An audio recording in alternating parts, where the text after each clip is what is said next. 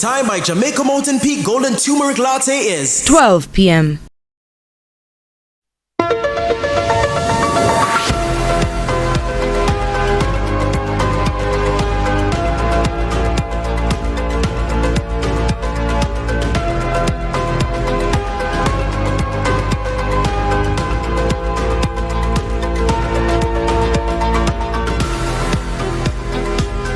It's Monday, June 3, 2024. Welcome to CVM News at noon. I'm Nika Lewis.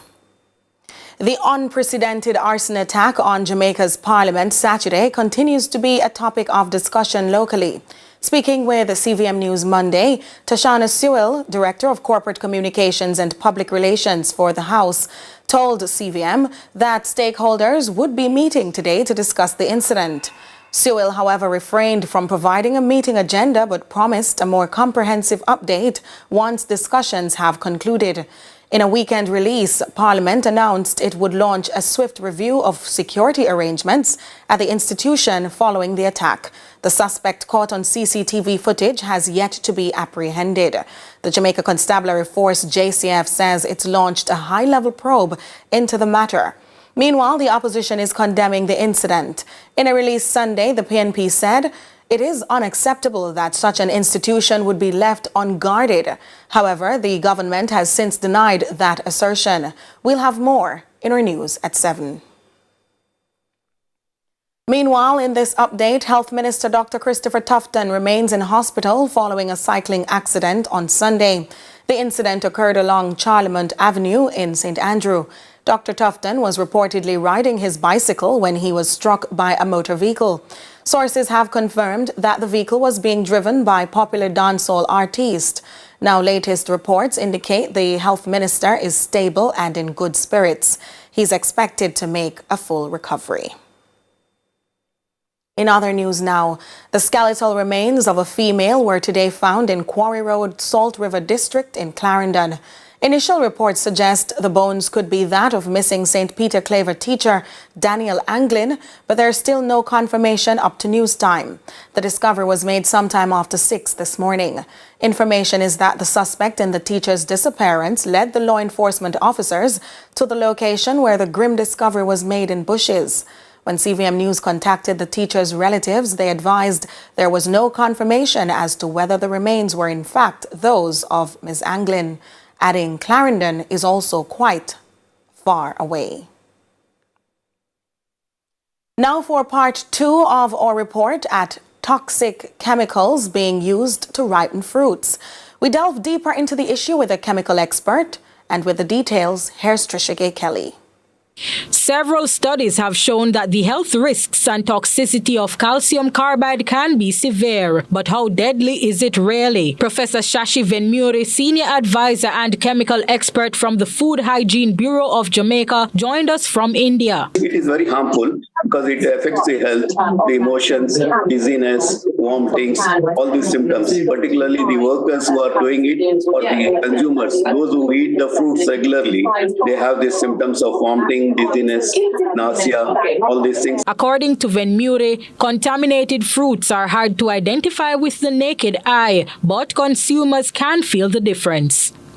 See, it's actually, if you see in the market, normally it's very difficult to make out. But if you see only the outer pericarp, if you take mango, the outer part will be yellowish. It is turning into ripening color. But if you hold the fruit, it is still hard because inside the fruit it is not ripened. His recommendation to vendors is to use commercial ethylene gas in controlled spaces instead of chemical compounds to ripen their fruits. This is because ethylene gas is naturally produced by fruits, making it a safe alternative to help the ripening process. Trisha Kelly, CVM News. In light of recent fee hikes at the University of the West Indies, Mona, the president of the Students' Guild, Perry Cummings Jr., is calling for the university's administration to reconsider those increases. On Sunrise this morning, he spoke about solutions, underscoring the economic benefits of increased commercial activities on the campus. We with increased commercialized activities, these entities would have to pay a certain percentage to the campus for being there. Of course, the university space is very lucrative, and there's a lot of business opportunities there. So it's a prosperous move for companies to go on campus. As mayhem rattles the Haitian nation, scores of persons fleeing the country, some popping up on our eastern borders. However, whenever they are caught, they are often sent back. Lead Story invited attorneys at law Melania Lane and Dr. Marcus Goff to discuss the situation regarding the handling of Haitians who flee the country. There are several disconnects. So the first thing is that the policy itself does not conform in all respects to the Refugee Convention, which is 1957, which Jamaica signed on to for many decades. And so there's a gap there as well too, where the policy seeks to, as it were, not recognize certain rights of refugees at certain stages of the process, right? Secondly, we have a gap between the policy and the Constitution of Jamaica, which guarantees certain rights to everyone in Jamaica, not only Jamaicans. And so due process rights, the right to a lawyer, the right to due process, the right to know why you're charged, the right to a translator, and these things that the policy seems to not accord to Haitians in the refugee asylum process or immigration process. Properly, what should be the process engaged by the Jamaican authorities when they encounter a group of Haitians freshly landed on the island at Portland or any other port of entry? Well, first of all, there should be appropriate reception facilities in place that are not jail cells. And so, just recently I found, a 10-month-old baby and children in a police lockup, asylum seekers who had been languishing there for days, because that is how the government is receiving asylum seekers. And, that is absolutely, prohibited under the law. It's unlawful, the policy and the way the government is proceeding is unlawful, but they're counting on denying access to lawyers and denying access to courts so that there can be no scrutiny and no justice, and so that Haitians can be rapidly returned before, the justice system has a chance to weigh in. CVM News at Noon continues after this break.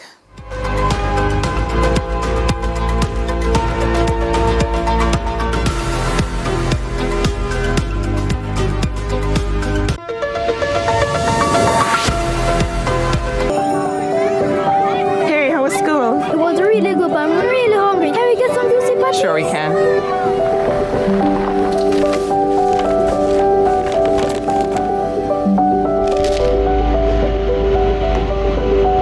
I never see a boil up patty like you.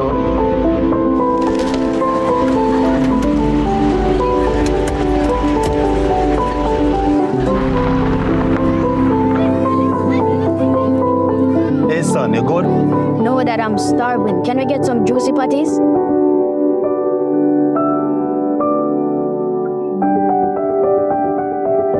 Celebrating over 40 years of everyday moments. Bag it and pin it, every rubbish in a pan. No dirty up the place, this a we island. So keep Jamaica, say me we do it, keep Jamaica clean. Beg you listen to me please. No plastic bag, no fear blowing at the breeze. No proper garbage, disposal, recycle plastic, now make it full up in the streets. Bag it and pin it, every rubbish in a pan. No dirty up the place, this a we island. So keep Jamaica, say me we do it. A message from the National Solid Waste Management Authority.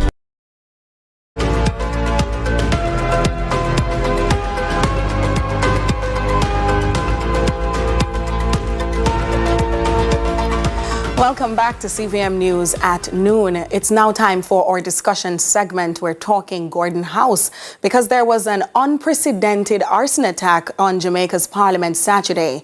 It continues to be a topic of discussion locally. And speaking with CVM News just this morning, Tashana Sewell, Director of Corporate Communications and Public Relations for the House, told us that stakeholders would be meeting today to discuss that incident. Now, at the weekend, there was also a statement from the opposition and the Parliament. So the one from the Parliament noted that it would have launched a swift review of security arrangements at the institution following the attack. The suspect caught on CCTV footage is yet to be apprehended. Now joining us on Zoom to discuss that and more is security expert and managing director at Shields Crime Security Consultants, Mr. Mark Shields. Welcome, Mr. Shields. Good afternoon. Good afternoon to your viewers. Thank you so much. Your initial reaction to the attack on the nation's parliament? Well, I think that the fact is that we all know that the building is vulnerable. It's on a main road. And until such time as their parliament is sitting, the road is not restricted, so access is pretty easy. And I think it's really a case of when rather than if something like this could happen. I think that, as I said, the building is vulnerable. Unlike other government buildings where there is significant protection, perimeters from the public, this building is in a position where it's likely to be attacked. Yes, because now that you've opened that can we hear a little more as to the overview of security measures that should typically maintain in places like this, placed at government buildings like the Parliament? And from what you've observed, how does our current system compare? Well, I think, as I said, because of its vulnerability, I think there has to be reliant on technology, which is always my favourite option. The thought of a guard standing outside Gordon House 24/7 is not realistic. It's not practical, and it doesn't necessarily work. Ideally, we should be using CCTV technology with artificial intelligence at that particular location so that it doesn't stop people walking up and down the street around their legitimate business, but certainly the AI would pick up if a person was loitering, if they were carrying an object and leaving an object on the road, that then security, police, etc. could be informed, alerted immediately, and they would react, review the footage, and then react to it. I think the second thing that struck me about this particular incident, the CCTV footage I've seen was probably taken from somebody's phone onto a monitor, so I do accept that. But the quality that I saw is particularly poor. And I think that one has to spend the money, make the investment in reviewing the IT security that is available at Gordon House and other government buildings and ensuring that something like this doesn't happen again. Mr. Shields, well, you're an expert. So in your opinion, what were the most significant security lapses that would have allowed this attack to occur? Well, can they be prevented? As I've said, that someone can, once we saw the suspects loitering outside the building for a while, which should immediately have alerted security. I don't expect someone to stand on the street 24/7 outside the building, but I would expect there to be sufficient technology that can pick up not somebody walking by the building legitimately, but if they're loitering there, an alarm should be alerted to the security team in order that they can immediately attend the scene and probably have prevented the attack in the first place. But it's clear that that security is lapsed. We're not blaming humans on this occasion. I think we're just blaming the fact there isn't technology there that can react sufficiently well to alert humans, security and police that there's a possibility of an attack. Hopefully something to consider when the new parliamentary building goes up. But in the interim, what cost are we saying could be accrued for such security upgrades at the current parliamentary building? Well, I think, first and foremost, I would have to conduct a security review for the whole building, the perimeter. I know the front of the building and the side quite well, having attended that when I was Deputy Commissioner, so I've been to the building on those occasions. But I think that certainly we need to look at cameras that are on the outside of the building, where the public have access or at least can pass by. And I think we can do a lot to do that. I don't think there's any need to prohibit access outside that time. These attacks are few and far between, but we need to ensure that if they do happen, that the technology is there to prevent them happening in the first place. And clearly at the moment, all we have is reactive CCTV as opposed to proactive, where the AI recognises there's somebody loitering, somebody is stopped, raising an alarm with both security, protective services from the JCF in order that they can monitor and then assess that situation immediately and be there within a very short period of time. Clearly that didn't appear to have happened, and that's where security can be reviewed and tightened up. All right, we'll tighten up that discussion when we return from this break in just a moment.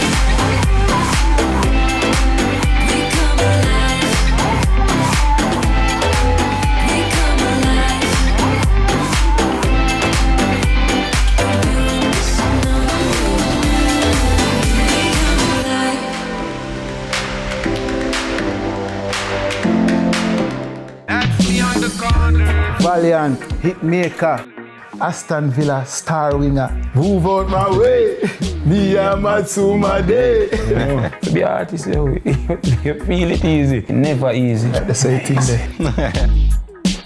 No like friend them don't play the ball. Friend them a baller. So you don't play some ball with them? I have 2 left foot then, sir. When we are going to see you back in the national colours, Leon? It's a question I'm more answer to.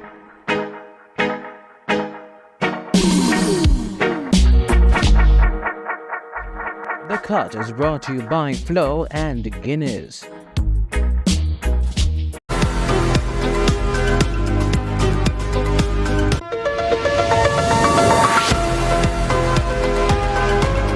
Welcome back to CVM News at Noon. We are discussing the parliamentary alleged attempt of arson, where it seems someone was attempting to burn the building down. We have joining us to discuss this matter and other concerns regarding safety at the government buildings, security expert and managing director of Shields Crime and Security Consultants, Mr. Mark Shields. Welcome back, Mr. Shields.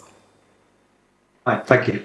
Now, initially, we spoke about CCTV footage and some concerns you raised about response, etc., triggering alarms, notification for people to come to the scene, for example, security to join the fight if there is need to at the parliamentary building. But what immediate steps should be taken to enhance the security there and other critical government buildings, if we could say a few on that? Well, I think that, as always happens, that when there is a critical incident, something happens, then we all jump to a security review. It's always best to be proactive, conduct security reviews before things like this happen. But as I mentioned in the first segment, this particular building is vulnerable because it's on a public thoroughfare. Most of our government buildings are in areas where they've got proper secure perimeters. They have security guards, or in the case of the Office of the Prime Minister, yes, it's adequately protected because clearly there's a protection there from the Jamaican Constabulary Force and a decent perimeter. I think we need to focus on this building because if it's happened once, then obviously it can happen again. We live in a country where, though, we have to be proportionate. This is not like number 10 Downing Street, which is the home of the Prime Minister in the United Kingdom, where the whole of Downing Street was cordoned off a number of years ago because of the threat from terrorist attack. We're not in that situation. We have a low risk of terrorism in Jamaica, but we do have those, perhaps, whether it's a politically motivated attack or just a deranged person who decides to throw a Molotov cocktail at the Parliament building. So, the approach must be proportionate. It doesn't have to be expensive, but these measures must be put in place because clearly an attack on a parliamentary building is a serious offence. And I think it's important that the meetings today move forward in order they can conduct that review and put those measures in place as soon as possible. Are you anticipating that the suspect will be caught in short order? Absolutely. We've got images of the suspect. I would expect that those images will be on social media and hopefully on your news programme as well, in order that we can try to identify the suspect. Possibly, perhaps Parliament, that Gordon House will offer a reward as well for information leading to the identity of that particular offender. That's a possibility. But for the future, use AI. Look at facial recognition, which would have picked up this individual. We have, on top of that, we have Jamaica Eye as well, which is already operative in that area as far as I'm aware. So I'm sure there will be a thorough investigation by the Commissioner of Police, his team of detectives, and I'm sure that, yes, in short order, this suspect will be identified and brought to justice. All right, thank you so much. That was security expert and managing director at Shields Crime Security Consultants, Mr. Mark.